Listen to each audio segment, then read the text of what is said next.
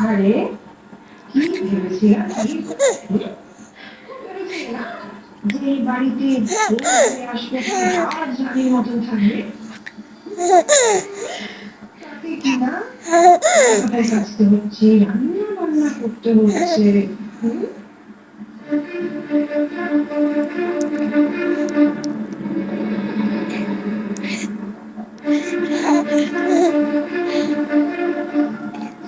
তুমি যে এ বাড়িতে এভাবে ছক করে ঢুকে পড়বে